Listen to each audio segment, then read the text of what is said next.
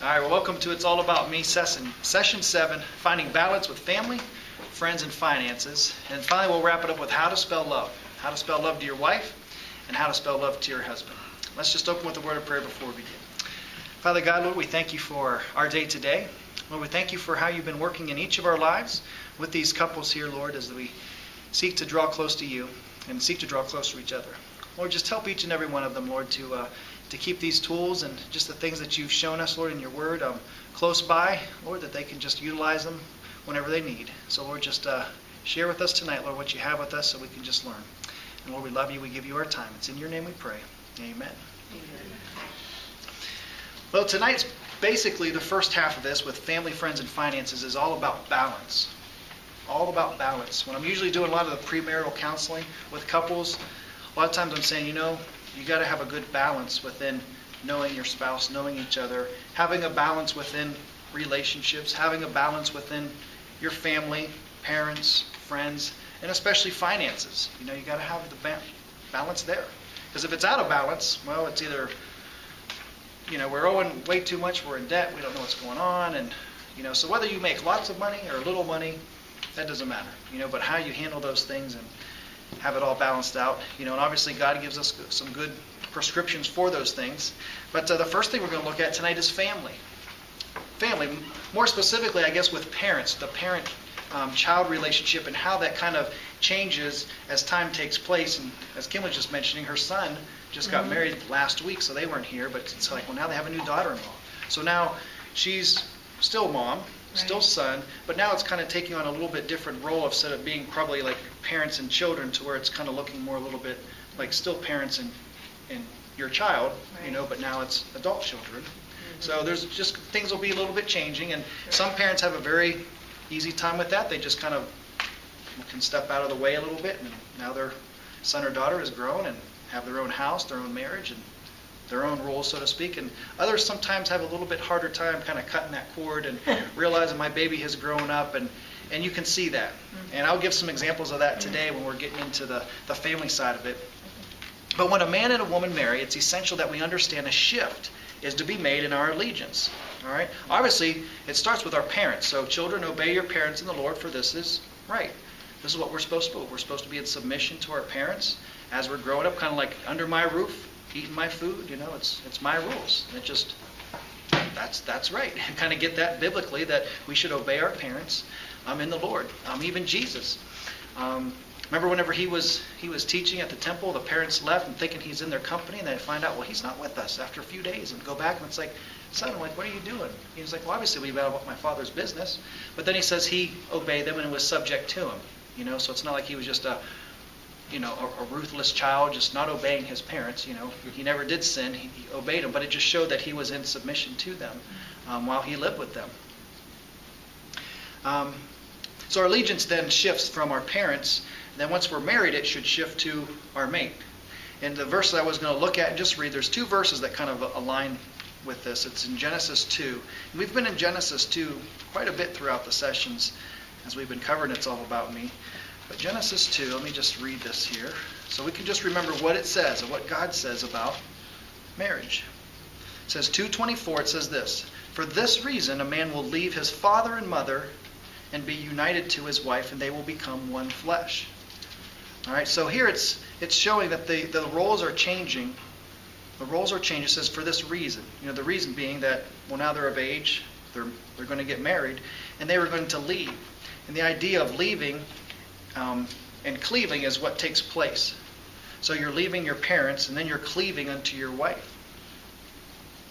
The roles change as we establish our own home, and our parents should allow us to move out from under their protection and leading to begin to have and develop our own as husband and wife. If this is not a clear balance and separation on the part of either the parent or the man or the woman, there's going to be much difficulty, and boundaries will be crossed, and frustration will soon set in, and the result will be much hurt, pain, anger, resentment, and sides will soon become apparent. They will soon be apparent, very much so. And I've heard this from sometimes couples that are newly married, and they come in, and sometimes there's just some frustration because it could be just one, or even both parents. Say it could be the mom and dad of one of the other ones. And say the new in-law, say the daughter-in-law or son-in-law, say like, man, just my mother-in-law just wants to make all the decisions. Or my father-in-law just thinks he has to tell us how we're supposed to live our lives, what we're supposed to buy, what we're supposed to not buy, and how to spend the money, and don't do this, or you should do this. And it's like it's their home. You know what I mean? But we're living there, but it's like it's their home, and they're still trying to run our house. And so it's like, well, they need to understand, they need to back off a little bit and allow you to be your own man and wife. It's your home. It's your home now. You should be able to make your decisions. Now, obviously, they can give input, give suggestions, and say, hey, I was just thinking, it might be best you want to think about this. Just saying, you guys do what you decide to do, but I'm just giving my 2 cents, or I just want to give some words of wisdom to you, and that's fine, and that should be fine. But I've seen it go beyond where they are making the decisions, and then you come home and it's like, well, I didn't know the walls were going to be this color in my living room when I got home from work, and maybe they painted the walls for you because they didn't like the color it was, or just something was totally different. It just, well, I sent my say they're babysitting. Well, I sent them over in this outfit, and they come back in this one, and now they're dressed this way. It's like, well, I didn't like what they were wearing, so I put them in this instead, and I think it would be better for them. Just little things like that, but it's kind of like, well, they're overstepping the bounds a little bit, crossing the lines. So it's the leaving. So here we see in 24, there is a reason that we're leaving, so that when you leave out from underneath their house, you're no longer underneath their rule anymore. So the parents must understand their role right now is to be supportive and encouraging. You want to be encouraging to your son and daughter-in-law, or daughter and son-in-law. They can offer suggestions, but then leave room for them to make their own decisions and mistakes if need be. Sometimes you have to just let them learn the hard way. even when growing up, it's like, well, sometimes you have to let them learn, like, well, I've told you that if you keep doing that, you could fall and get hurt. Well, by the 6th time, I told you you're going to fall and get hurt. Now they're crying a little bit. They didn't get seriously hurt, but you know what I mean. Just you allow them to make that mistake, and they learn from it. Even so, as they're adults, you might say, well, it'd be best to think about this before I'd go spending that money. Or you might want to think about this with your job. Just think about it. So, usually they'll think about it. Usually what they'll do is probably make the opposite decision that you're trying to encourage them to do. Because we're going to decide ourselves, Mom and Dad. But they have to learn. They got to make their own mistakes at times. And whenever they do, just say, hey, we still love you and we're still here for you. Don't treat them any differently. Some parents have more or less difficulty with this than others, as said already. You may still feel the need to continue to parent them, but clearly that is not the biblical model. When your training ends, their independence begins, so to speak. All right. So when your training is over, and even if they're still, say, of age, adult age, and they're college and they're still at the home, they should still listen and follow what your rules are, if they're still living there. But you need to be able to give them at least, room to be able to make some decisions, and give them, the leash should be a little bit longer, maybe at verses 16, 17, if that's 19, 20, 21, and so you just kind of respect them as they're getting older. Obviously if they can't handle those things, you might have to rein it back in. But I had one couple, I won't give any names just because we're recording this, but I married a couple a little over a year ago, and they were just having some family problems with both parents, just kind of wanting to make the decisions on a lot of things. And you can just see that was coming more and more, and this side was wanting this, and the other side was wanting that, and just to kind of see the kids were in the middle. The kids were in the middle of it, and so it's kind of like was tearing them apart. They were frustrated, just didn't know what to do. And so I was encouraging them I said, you guys need to separate a little bit more from it, just back up. And they said, well, it's hard to do that because the relationships, it's hard to look at my parents and just say, no, I don't want to do that. And the other way too, it's just like the leaving was trying to happen, and they were trying to cleave once they did get married, but ultimately it just ended up that they were no longer able to be together, just because the parents had made such a cut in the relationship that pretty soon just drove them to opposite sides, to where it's like, now she's back home, he's back home, and it just was sad to see it take place like that. But obviously, if the parents would have just kind of stepped back and let them make their decisions and not be the ones who's trying to control and run everything. And there's a lot more to it, but basically overall that was the gist of it. It seemed like just a great couple, loved each other, very much so. It just seemed like they have everything ahead of them, and just little by little, as parents just kind of kept chipping away at the foundations of their relationship, each other, and just pretty soon it just seemed like they just fell, and so tried to encourage, do what I could with it, but ultimately they made the decision that it just was best to not be together anymore. Children that are now grown and married should take their parents' wisdom into consideration and continue to honor them. So nothing ever says that once children become adults, once we've all grown and left the house and got married, that it's like, well, I don't have to listen to my parents anymore. No, we still need to honor. It says honor our father and mother. And that should still keep taking place as long as they're alive. We should continue to honor them and respect them and treat them in that way. The word honor means to show them respect as your parents. We should honor our parents with visits. Ways to honor them would be conversations, talking with them, sharing life with them, just going over and hanging out, just like you would other people that are your friends, still be friends with them. Leaving our parents should not be interpreted as deserting. So understand you're not deserting your parents, but I'm leaving to start my own family, my own home. And top of the next page here said this should be a healthy transition, and we reflect upon what God has designed and created the family to be, and how roles are to be. So understand when it's talking about the cleaving part. So obviously we looked at a little bit of the leaving when we leave our parents, but then it's the time to cleave to our wife, and that cleaving it's the bonding, and it should also be where now you're sticking up for your mate. So at times when there's been, say, one side of the family that's kind of looking down and just like, say the daughter-in-law just feels totally just put down, pushed out of the family, not included. Well, the husband should do what? He should step in and say, if you're hurting her, you're hurting me, you're hurting us. Not just side with the parents and just kind of make her, or vice versa, or with the son. If it was a son-in-law and the parents are just kind of making it, well, the wife should say, hey, wait a minute, now this is my husband, now this is my man, and I'm not going to have you treat him like that. So mom or dad or just whatever in the family, I'm with him. So you're hurting him, you're hurting me, you're hurting us. And so that at times I've had to say that probably more than 2 or 3 times, but then you need to just be able to stand up to it and just say, what, that's just not right, because it's us now. It's just not an I or him or me. It's us. It's we. It's our. We're together. So those ideas are all there in Genesis 2:24, and actually Ephesians 5:31. Paul reiterates that same verse whenever he's talking about marriage, husbands and wives. He says the same thing there. For this reason, a man will leave his father and mother, be united to his wife, and they'll become one flesh. So ultimately, in the end, they're one. They're not two. The next part of the balance besides family, is within friends. Sometimes friends can even encroach a little bit too much in the relationship, especially if it's, say, a friend that, well, this is my wife's friend, but boy, she really rubs me the wrong way. I don't know, but when they get together, they're having a blast, but she kind of loses her head, and they're off doing their own thing.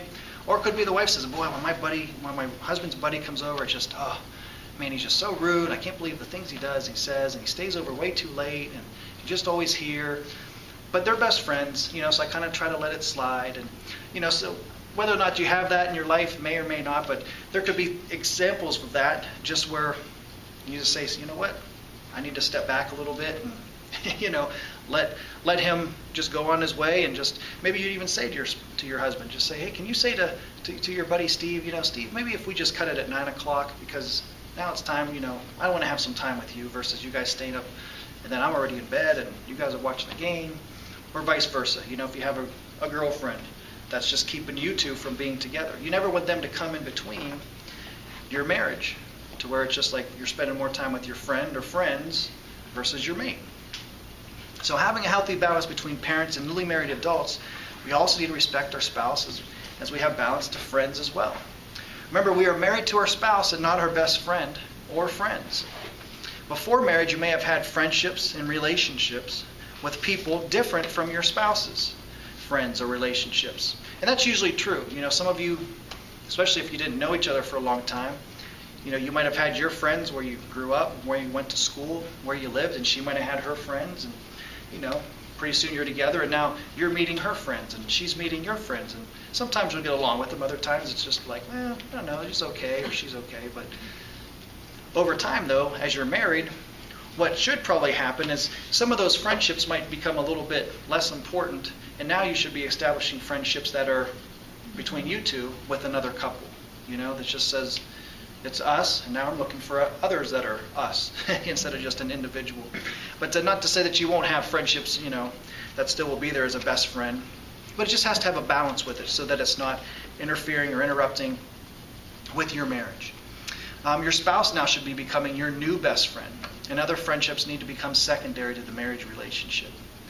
Just as our parents' role changes in our lives, our friendships should change roles as well. So just instead of it being best friends and it's just you two, and maybe you had a lot of things that you did together.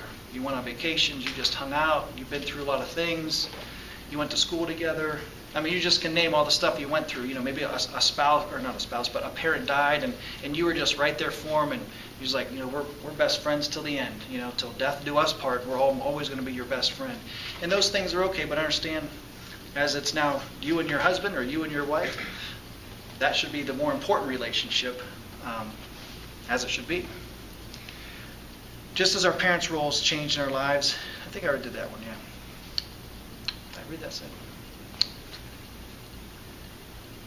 I just lost my place. All right, found it. Just as our parents' roles change in our lives, our friendships should change roles as well.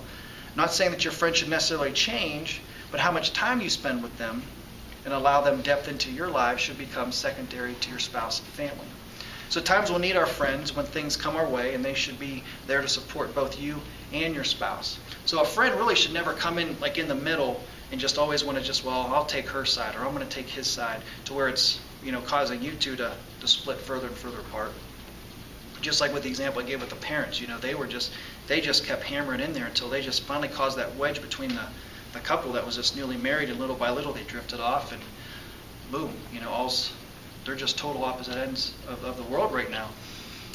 Not even seeing anywhere close eye to eye. But new friendships should also be developed. So understand, new friendships should be developed as you make friends with other couples and not just individuals, sharing life with others that are at the same place where you are. So obviously, if you're a younger couple that's married and just starting to have a family, you'll probably look to have some people in the same age category with maybe some young kids, and that can just help, those things like, we're going through the terrible twos as well, and we're potty training, and we're working with them. Or if it's an older couple in midlife and say, well, we want to have some other friends of our age, and we've already done the raising kids, and now we're at the grandparent age, we have little ones that are coming around. So you might have some other friends that are in that same category that you're in. You and your spouse will be at a healthy place for both couples as they support, encourage, and are always there for each other. Now, thirdly, we have the finances, the balance within finances. And I've just kind of really quick hit on some family and the friends. And really that's just a balance with those relationships. But the finances here, there should be balance here with our finances. Another area of couples' life should have a healthy view and balance of our finances or money. Money in and of itself, remember, is not the problem.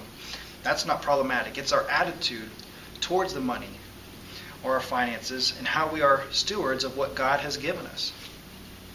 So remember, God blesses us with those things that we have, whether it's a little or a lot. I see people, mess up just as greatly that make more than six figures as those that make in the teens or 20s. Just because they're making lots of money don't mean that the repo man doesn't come to their house as well. Because I've heard lots of stories where I knew a repossession man. That's what he did, a pretty successful company, and he said, you'd be surprised, you'd think I'd be going to the, say like the worst sides of towns where people aren't paying their bills and stuff, but he said most of the times, like I'm pulling into the houses where there's 4 and 5 bay garages, and they got multiple cars, the boat, the jet skis, and the four-wheelers and everything else, and I'm going there and I'm hooking up and I'm taking one of their things. It's just like, man, you wouldn't think you'd go to someone's house that's like that. It seems like they got it all together, they're making all the money. It's just like, but they overextend themselves. They think, well, I'm making this much, so I'm going to spend this much. Well, so if you spend beyond your means, that's not going to work over a long period of time. You can maybe do that for a month or so, but pretty soon you need to come back down. And some of the things I talk about with couples, as they look at their finances and just say, obviously, if you're just making a certain amount, it's good to look at yourself to say, well, let's just look like we're only making this amount. Never live up to your means. Never go beyond your means, but just live down here so that you're able to always give God first, your first fruits. Secondly, you always are able to then put some aside. And thirdly, you're able to just live on less, always live on a little bit less than what you're making. So when those times come that, man, I wasn't expecting that car repair bill. It's just like, well, it's a good thing we had that money in the bank. Man, we don't have to sweat that or try to borrow money or just how are we going to make it? How are we going to make ends meet? We just don't know. But you've saved room for a rainy day. When those times come, it's just like, okay, man, I'm glad we've been putting away for the seasons that we've been putting away. And then over time, you will be able to handle the things when they come your way. Preoccupation with money, either having it in plenty or not having enough, will distort and hinder our relationship with God and with others. So understand that how you handle money can really distort a lot of things. Just think of it within friendships. Sometimes I've noticed, even just growing up through the years, money can sometimes cause relationships to kind of take a different path or kind of just be, I didn't know that. If you're thinking, well, I only think you made this much, but then to come to find out you're making this much or you make this much, that kind of can change things as far as how people might think or feel. It shouldn't, but sometimes we base value on, maybe where they're at financially or where they're not financially. Some people might just say, well, man, I'm kind of friends with people because, well, I just kind of feel sorry that they just don't have much, so I would want to be friends with them. Or I want to be friends with somebody because, man, they got lots of money, and every time it's time to go somewhere, they got the tickets, they got this, and they're taking me wherever with them, and they let me borrow their cars and their jet skis and boat, and boy, this is great. You know what I mean? So either way, it's like we shouldn't let those things sway who we're friends with. We should I'm friends because we're friends. Doesn't matter about the finances or money. So you don't want that to distort or hinder relationships, obviously with others, and especially with God.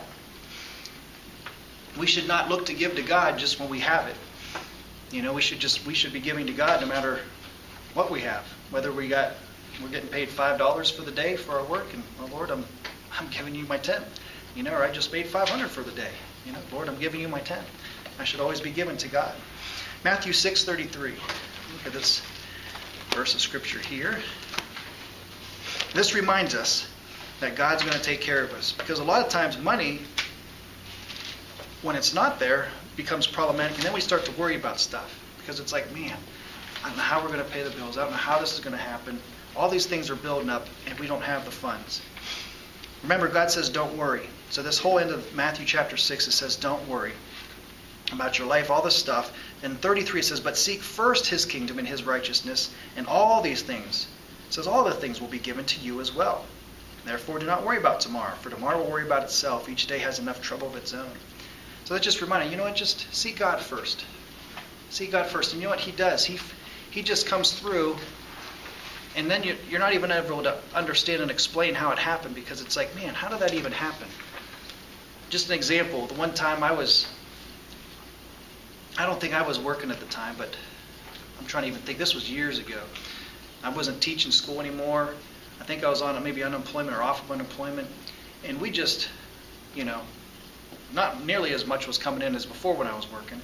I think Yolanda was working part-time, but it seemed over like the year, though, we had accumulated more money in the time that I wasn't working and unemployment was there and then not there. We had more money in our account than we'd ever had all the previous years when we're both just working away. And it's just like, how did that doesn't even seem possible that you would have that much more when there was that much less coming in, because we just, let's just trust God, and we just had to keep walking by faith, not by what are we going to do, and just, first I was really worried about it, because I'm thinking, how's this going to work? Kids were very young at the time, or maybe just had Jacob at the time, I can't remember now, but that's been a while ago. But see, God just showed himself. He says, I'm still going to take care, I'm going to provide, and I'm going to provide over and beyond what you even can think and imagine. And he did, and I try to do the math, and I'm just thinking, this doesn't add up. The account goes way up here, and we're making way down here. Before it was kind of like this, almost like an even what was coming in and saving, what was going out. But obviously we had to make some adjustments with those things. But God shows himself, and he's going to take care of us. So our focus ultimately should always be on him first, and not our circumstances, not our finances. Because when we focus on those things, then pretty soon that pursuit becomes those things. And then that love of money will start to drive us, because you ever notice that rich people they just never have enough? It's just, I'm always looking to get that next. And now that I've crossed that, now that I'm in six figures, boy, it'd be nice to have that 1.25, that right up there, and then the next. And it just is never enough. Just always looking for more, because it doesn't satisfy. Usually, within finances, now usually there'll be one spouse that's better suited than the others to handle or keep tabs on it, or to keep tabs, if you will, on keeping the finances. So usually there's one spouse who's probably the one who balances the books, keeps the checks, kind of makes sure everything is where it should be. And usually you just have to decide who that is. Sometimes it's pretty easy to say, well, honey, you better just do that, because when I do it, it's all messed up. I got checks written and I didn't know put the amount, didn't put who it was to, didn't write the check numbers. You're just missing checks. Or just things are just being spent and there's, where's the receipts for all these things? I'm trying to balance the budget for the month and I don't know where are they? I kind of forgot them, I lost them. That's probably going to drive your spouse crazy, especially if they're that mindset, I got to see everything in order. So we've worked those things out. But obviously if one's handling it, the other one should still be in on what's going on.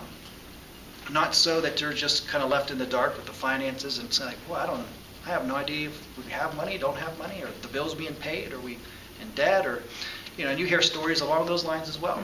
I recently was just talking to someone just this week, found out things about her spouse. And she said, boy, I never knew. It's like he had his own separate funds, his own money, and he had been doing this for years and years, and then they're not together now, but it was, it's like, boy, she's like, I was really hurt that he was never open, but he hid all this for all these years. It's not just like he has a little bit of money. I mean, he has a lot of money. So basically what about the average yearly income is? She's like, he has even just a little bit more than that for what you'd make in a year. But she's like, it's like he was doing this that whole time. So in the finances, he never opened the door to say, oh, by the way, I'm doing this on the side and building up my own little savings account, my own little nest egg. It's like, wait a minute, that's not yours. It should be ours. It should be us. Some couples, when they're viewing money, it's like, well, you have your money that you make, you have your bills, and you pay them. I make my money, I have my bills, and I pay them. So we kind of keep our finances separate over here. Some couples might be able to do that, but honestly, what's yours is mine, and what's mine is mine. You ever hear that with the wife say that? What's yours is mine, and what's mine is mine. But honestly, it should be, everything is ours. So if you get married and someone comes into the marriage, say somebody has $5 in a bank account, and you marry your spouse that has $28,000 in the bank account, guess what? You now have $28,005 in your bank account. It's now your money. Same thing is true if one brings in debt. One says, I have no debt. Paid car, no college, but everything's clear. Well, honey, I have about $32,000 in credit card debt and student loans, and I do have the car payment. Oh, I had that accident. Well, guess what? Now you both have a debt of $32,000 that you both have to work on paying. It's not like, well, that's your problem, not mine. No, that's our problem. That's ours together. So what you're making is ours. What you owe, that's your owe. That you both owe that. That's your debt. So you need to look at it more in that way of it's ours together. It's not just his or hers. Because when you start to separate those things, that's just one step. Well, now that we're separating our finances, well, now pretty soon I'm going to separate a little bit more over here in the relationship side, and I'm just going to step it. Well, if you're going to do that, well, now I'm going to go over here, and now I'm with my best friends and talking, communicating, and well, now you're communicating over here. Pretty soon it's just taking you further and further apart versus keeping you closer together.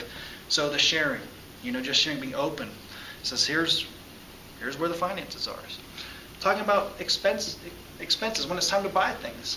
And I know I have to work on these things, is to communicate when it's time to buy something. It says, hey, plan on making a purchase. Okay, well, let's sit down and talk about it. How much is this? Well, it's this amount of money. Oh, okay, well, we got money for that. That's no problem. But they should know that things are taking place versus you walk home and it's like, oh, we have a new car in the driveway. Well, when did we get this? How much was that? And, did we pay for it cash, or is this a long-term loan, or, what did we do with the other car? Oh, you bought a house. Oh, that's nice. I've even seen that happen before. Well, it's for one of the rentals. Like, okay, well, next time tell me when you're buying a house. I'd just like to know. Just keep me up on those things. I'm just saying. So some of those purchases, just definitely you want to be on the same page with. And I've seen that. I've seen that personally. Although, if you're going to the store and you're buying a pair of shoes, that's one thing to say, well, I came home with a new pair of shoes. Is that all right? It's like, depending on the shoes, depending on the person who's buying the shoes. some of those things, with just like groceries, things you're buying, it's just like, you know what? But you have to decide the limit. Maybe it's more than $200. Maybe it's $1,000. I don't know. But it's just like, if I'm going to make a purchase over this amount, I should consult my spouse and just say, hey, honey, thinking about spending this. What are your thoughts? But just to be on the same page, so it's not like, oh, surprise, surprise, surprise. But it's always good to have that communication. It's not healthy to have separate finances, talked about that, or accounts, and live as though we're married but separate when it comes to our finances. There should be communication between a couple when money is spent, or that there are plans to make a purchase. God has called us to be good stewards of what He has given us, and that applies to us as husbands and wives with our finances. Matthew 25, 14 through 30 gives a clear picture of how we are to handle and treat what God has given us to His glory and honor. So we're in Matthew already. If we just turn over a few pages towards the end of Matthew 25, let's just see what He talks about with talents. I'll just read through this portion of Scripture here. It's the parable of talents. Again, it will be like a man going on a journey who called his servants and entrusted his property to them. To one He gave 5 talents of money, to another 2 talents, and to another 1 talent, each according to his ability. You see, that could be the true with us. Sometimes God will bless with, some people are making here, some are in the middle, and some are just down more in the lower end. And that's just where it is. But God will entrust us with those things according to our ability. Then he went on his journey. The man who had received the 5 talents went at once, put his money to work, and gained 5 more. So also the one with 2 talents gained 2 more. But the man who had received the 1 talent went off, dug a hole in the ground, and hid his master's money. After a long time, the master of those servants returned and settled accounts with them. The man who had received the 5 talents brought the other 5. Master, he said, you entrusted me with the 5 talents? See, I have gained 5 more. His master replied, well done, good and faithful servant. You have been faithful with a few things. I will put you in charge of many things. Come and share your master's happiness. The man with the 2 talents also came. Master, he said, you entrust me with these 2 talents. See, I have gained 2 more. His master replied, well done, good and faithful servant.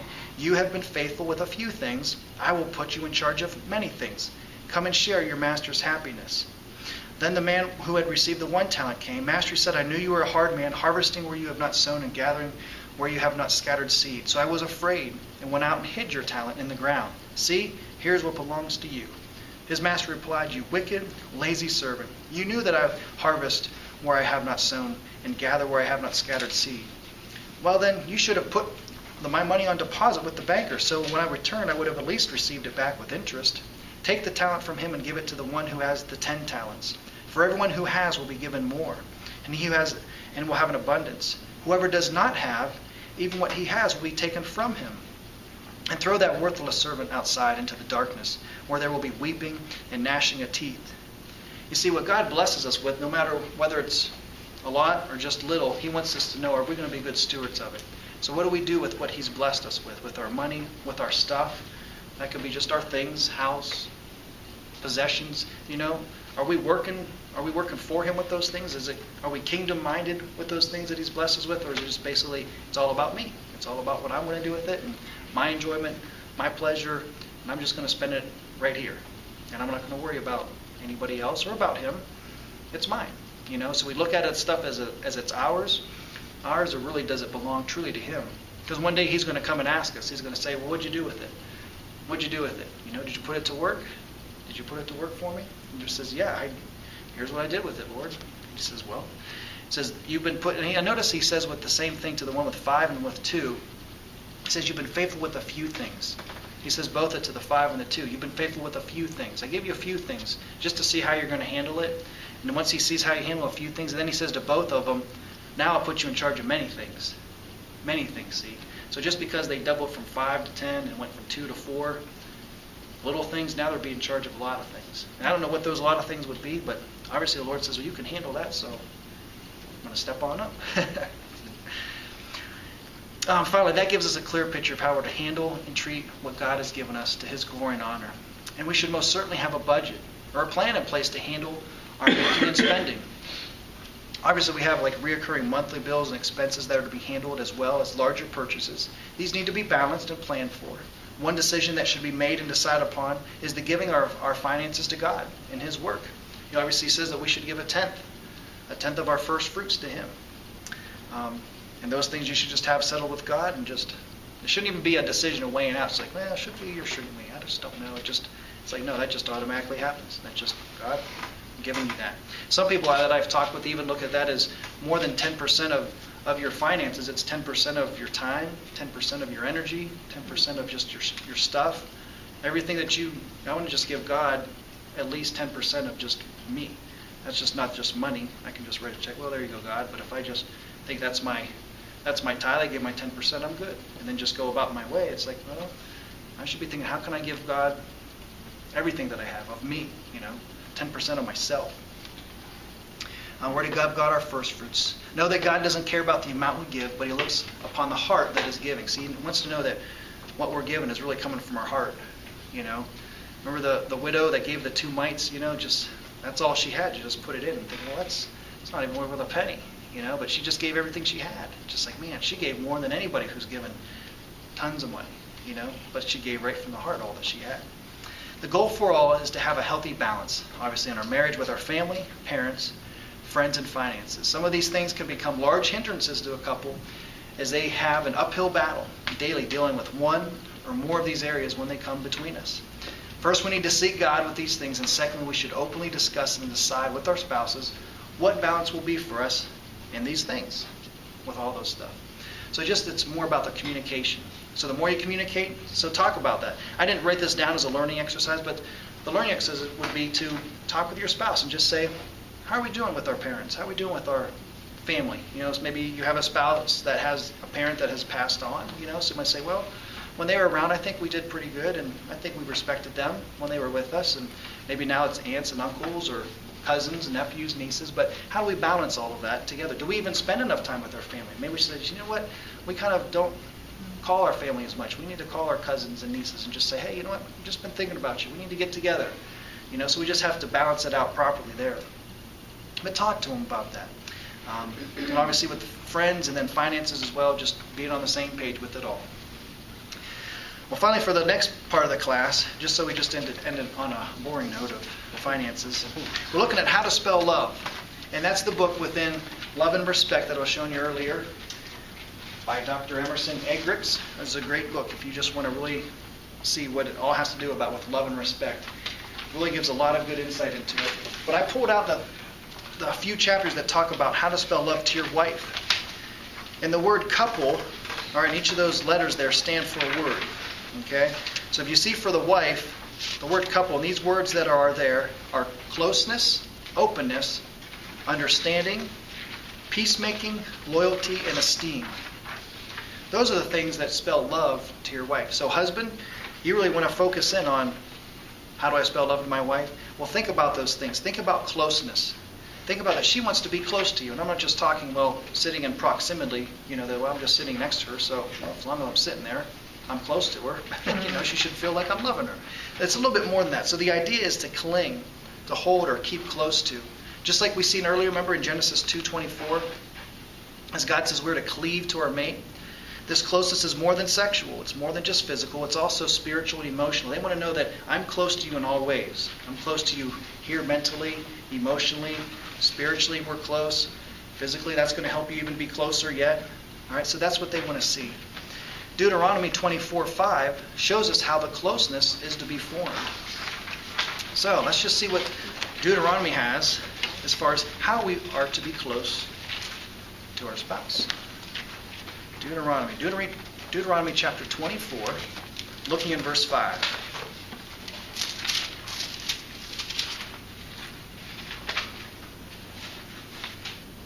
All right, this is talking about marriage, talks even about divorce and stuff later in this chapter, but in verse 5 of 24 it says, if a man has recently married, he must not be sent to war or have any other duty laid upon him. For 1 year he is to be free to stay at home and bring happiness to the wife he has married. You see, that's setting up closeness. You see, don't go to war, don't do any of the duties. You stay at home, bring happiness to your wife, get to know each other, be close to her, draw close to her. So that's how we spell closeness, spelling love to our wife, being close to her. Also, she wants you to be open with her, openness. I was reminded of that when I was hearing that story from the lady that was saying, like, man, my husband, when we were married at the time, he had this whole other account going on way over here, and that was for years it was taking place. It's like, man, he wasn't open with you. She's like, no, not at all. So when he wasn't open, that really hurt. It cut, because obviously openness means a lot to your spouse. She wants you to open up to her. Most men, they compartmentalize things. They can put it in this category and put it over here and away. And so we're good at compartmentalizing and not being open. But the wife says, well, I want you to be open. Kind of share with me, what's going on. Why don't you just talk to me a little bit more? What are those problems that you're having? Men can move quickly on from one thing to another, especially if something's happened. They don't even feel the need to discuss it or talk about it. It's like, nope, I'm good. Let's just move on. There's no need to bring it up and just kind of bring it up and then bring it up, and then 2 weeks from now we're still bringing it up, and let's just move on. Wives want to know you and keep up to date with all that's going on between the two of you and in your life. So keeping those lines open will make her feel like she is connecting with you. So the more you say, hey, I just want to let you know. Here's what's taking place. This was making me a little bit frustrated the other day, and I'm just being open with you. She'll appreciate those things. Being open, closeness. Understanding our wives are delicate and need to be handled as such. And 1 Peter 3:7 tells of this. All right, so let's look all the way now back over to the end of the New Testament. Look at what 1 Peter 3 says. Talks a lot about marriage in 1 Peter. And he tells us in the 3rd chapter, verse 7, it says, husbands, in the same way, be considerate. All right, be considerate as you live with your wives, and treat them with respect as the weaker partner and as heirs with you of the gracious gift of life, so that nothing will hinder your prayers. You see, what Peter's saying is that we have to be understanding of how God has created our wives, that they are the weaker partner, not just weaker thinking like physically weak or just emotionally weak, but understand that there's going to be different things that they can be subject to, that they can be harmed by. Different words might hurt them a little bit more. Certain situations or feelings will be brought up that's like, boy, they're delicate, so we need to handle them a little bit more like China versus just like throwing them around like a leather glove mitt or something. They're just a little bit more delicate. You need to treat them as such. So it says, be understanding. Understand your wives, is what it's saying. Live with them according to knowledge. Respect them. They're a weaker vessel, so they're more delicate. Handle them that way. So understand them. We need to be understanding of them, that what hurts them and hinders our wives, so that we can treat them in proper ways. And sometimes we just need to listen to them and not fix them. So as they're just wanting to share with us things of the day at work, problems with the kids, problems with just whatever they were dealing with, sometimes they just need you to listen. All right, let me just listen. Just understand how it's affecting them, why it was making them upset, or just whatever the case may be, or even why they're happy about it. I see that was something that you really enjoyed. So you're listening to understand. Openness, closeness. The next one is peacemaking. She wants you to be at peace with you in order to be fully connected to you. Proverbs 15:1 says that a gentle answer turns away wrath. So that's a good proverb to live by. A gentle answer turns away wrath. We should remember to speak in such a way that keeps us connected and living at peace with each other in our home. Even in 1 Corinthians 7, it says, we should be at peace. We should live at peace with each other. God didn't bring us together to always be at war together and just fighting like cats and dogs. Who wants to live in a marriage where you're just constantly fighting? It says I've brought you together here to live at peace.